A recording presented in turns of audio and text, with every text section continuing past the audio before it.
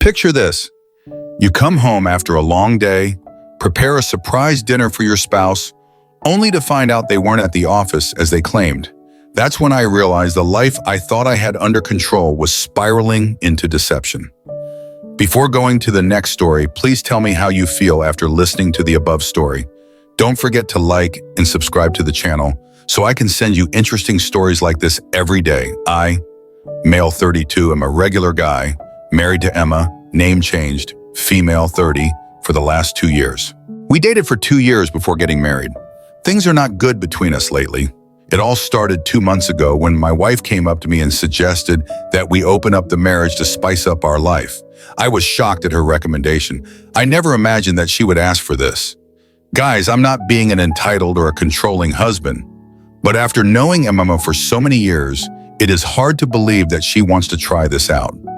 Let's admit that open marriage is a risky game, and more often than not, it ends up hurting at least one of the partners, and in most cases, both of them.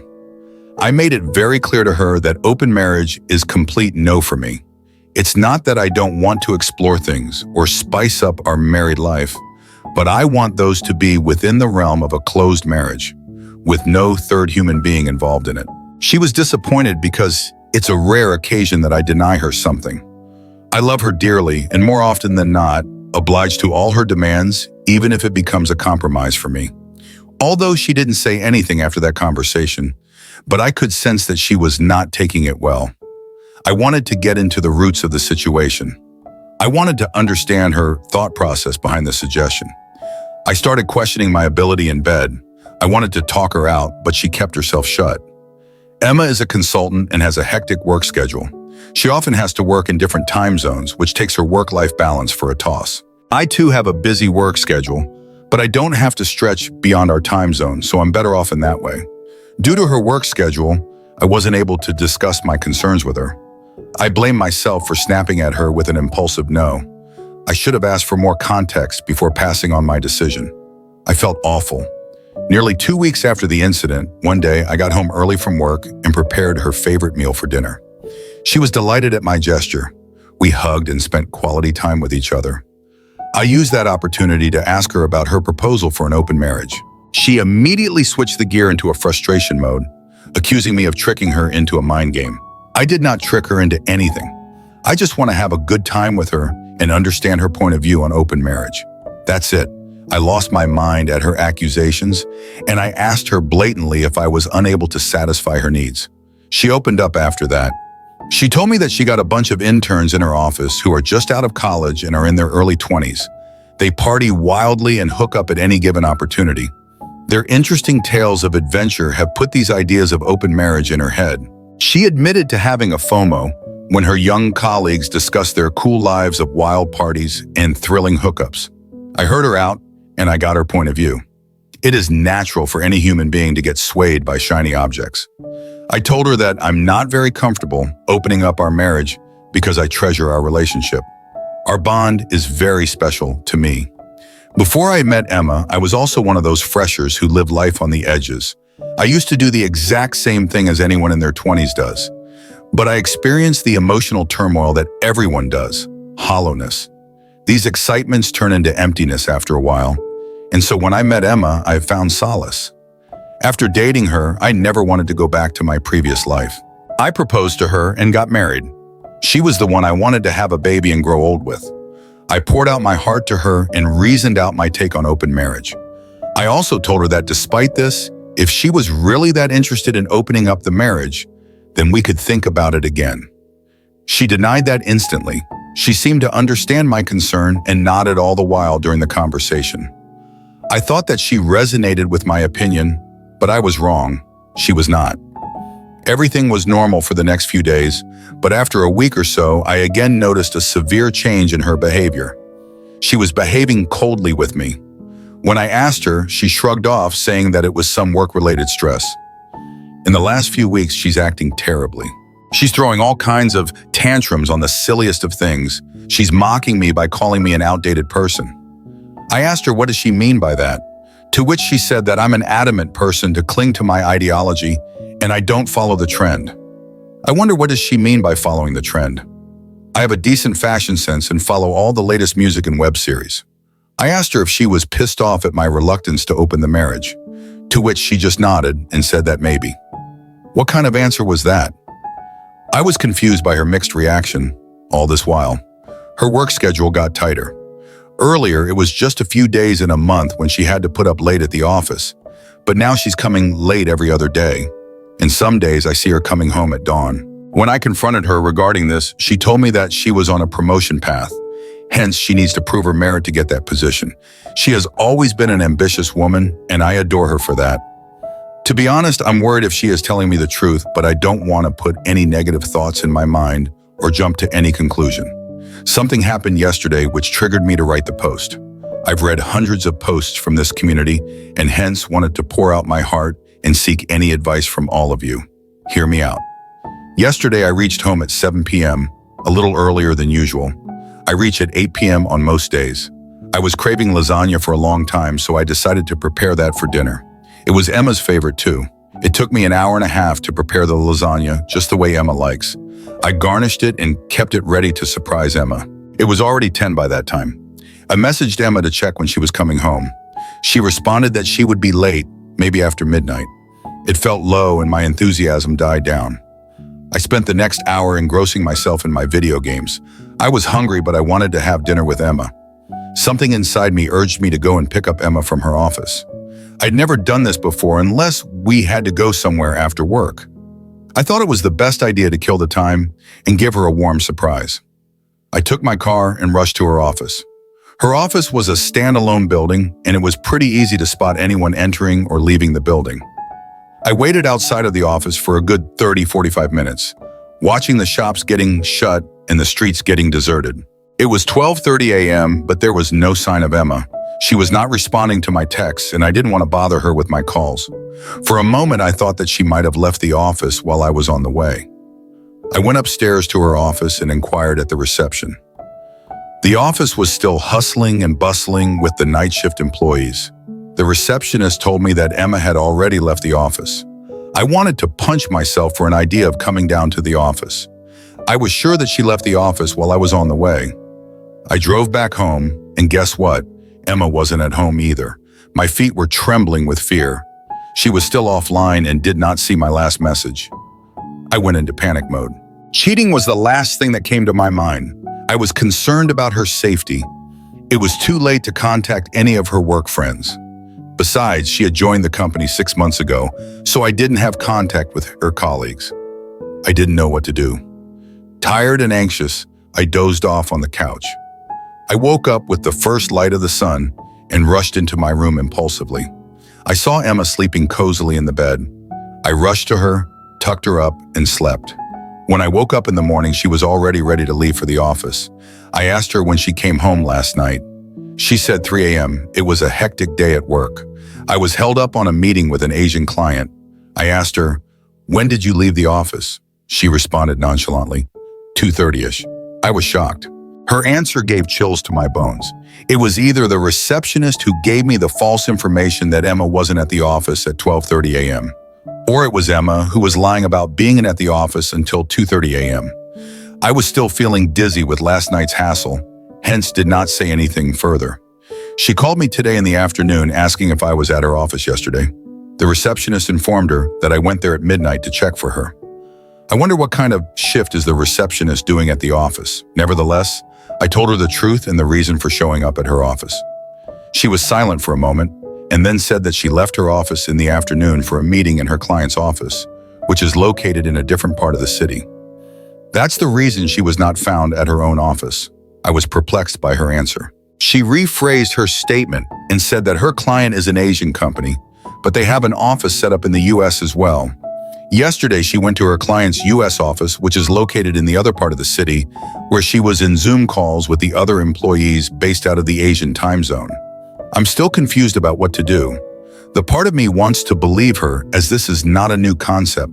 Companies all over the world have set up their offices in the U.S., and people work in different time zones. But my situation is completely different. I'm clueless and helpless. I don't know what to do next. Should I wait and let this pass? Or should I confront my thoughts to Emma again? I have confronted her several times in the past, which I have described in the post above. Any suggestions and advice are appreciated. Thanks much.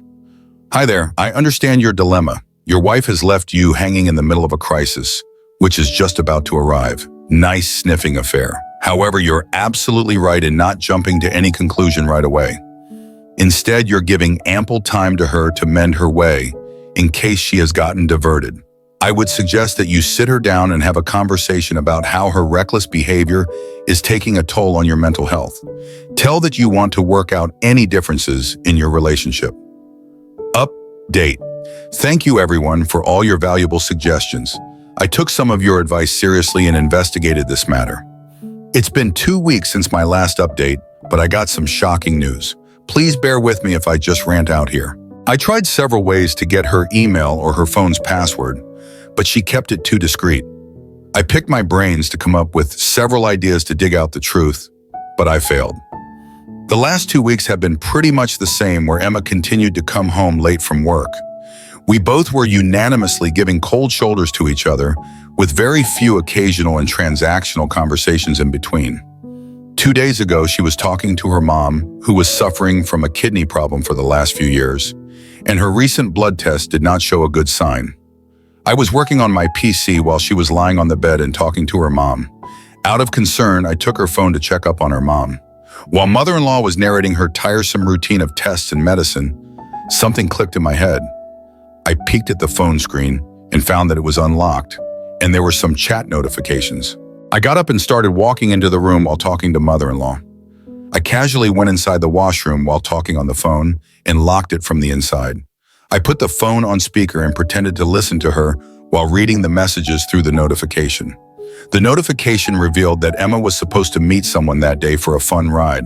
I opened her social media DMs, and boy oh boy, you guys were right. She was already having an affair. She was sleeping with those novice coworkers. After a couple of minutes, she realized that I took her phone with me inside the washroom. She started banging on the door to get her phone back. I didn't have enough time to read all the conversation line by line, so I scanned her gallery to find some concrete proof. The gallery was filled with explicit pictures of my beautiful wife in a compromising position with her coworkers. I emailed all those pictures to myself and deleted the history. She is cheating on me with her multiple colleagues. I felt so sick that I wanted to throw up. Meanwhile, my wife kept knocking on the door, asking for her phone back. I couldn't bear to hear her nagging voice. I unlocked the door, swiftly passed her the phone, and locked the washroom again. I wanted to rush out of the washroom and confront her right away, but instead, I calmed myself down and let that anger pass. The chat notifications had the details of the location and the time. They were supposed to meet that day.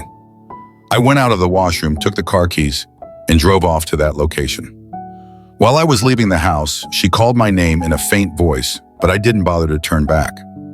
I went to that hotel and took the darkest table in the lobby. I wasn't there to cause a scene. I just wanted to see how comfortable she was on her way to cheat on me. She was supposed to be there at 5 p.m. I reached there at 3, and by the time it was 5, I was down with countless shots. I wished to have confronted her in the house, but God knows what I was thinking at that time. Maybe I was too numb and not ready for a face-off. I wasn't ready for the face-off, even in the lobby. It was 6, but she didn't turn up.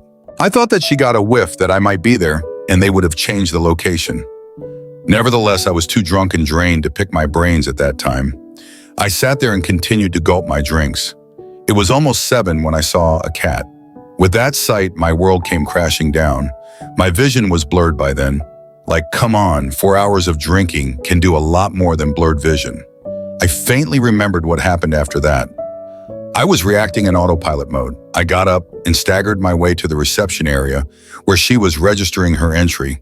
I tapped her on the shoulder and said, "Good luck with your fun ride." I might have said something else too, but this is the summarized version of whatever I blurted out at the moment. She held my hand and said that she could explain. I don't remember what else she said.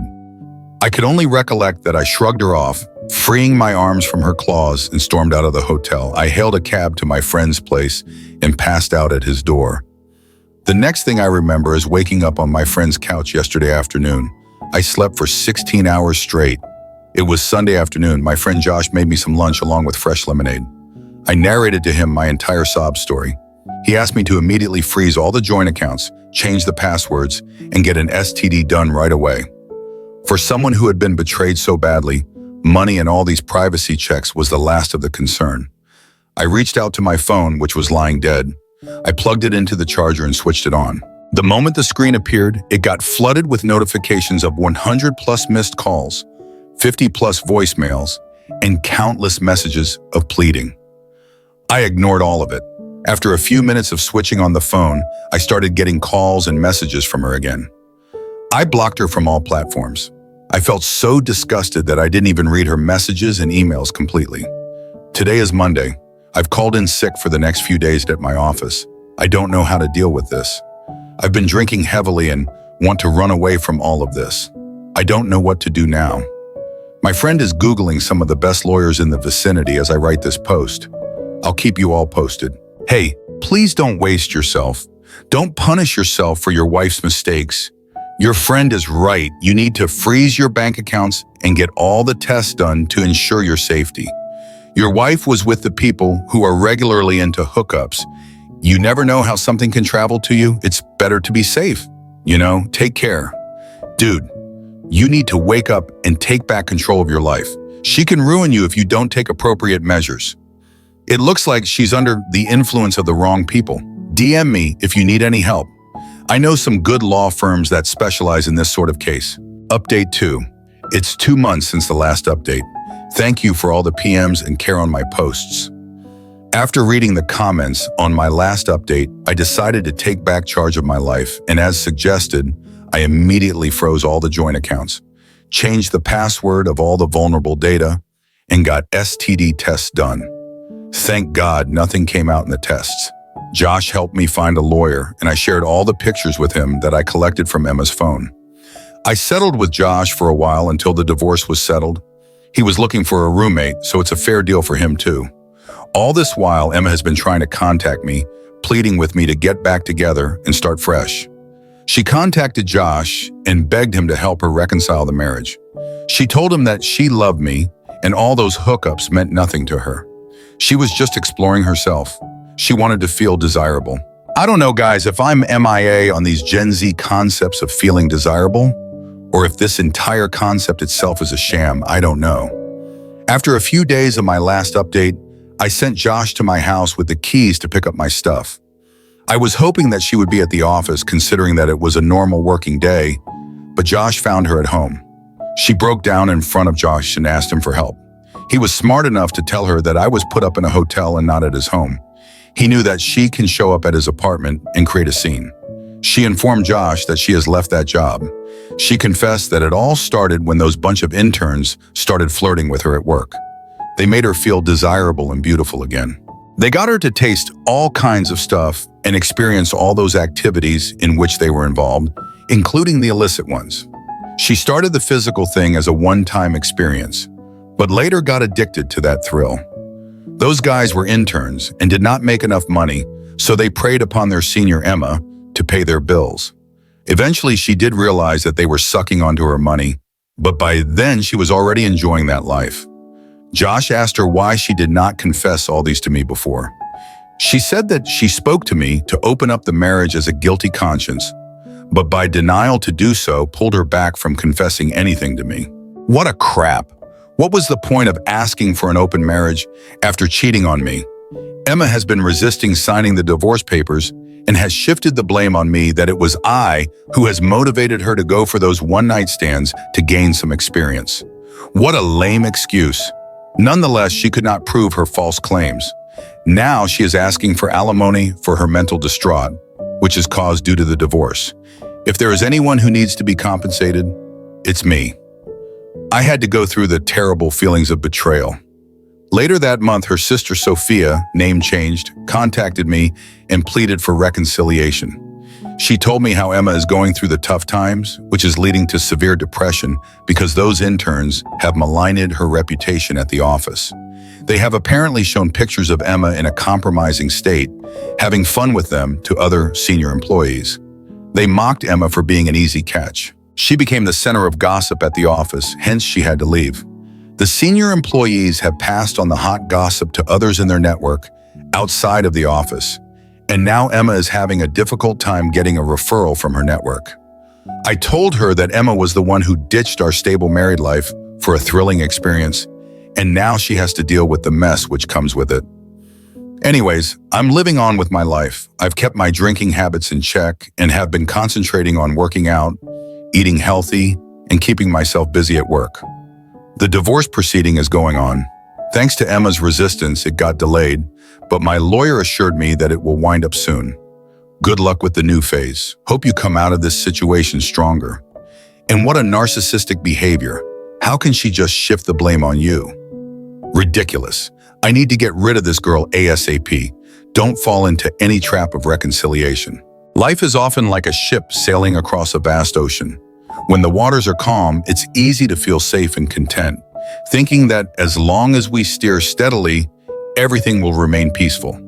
But storms can strike without warning, tossing the ship around and forcing us to make a choice: keep struggling or seek a safer harbor.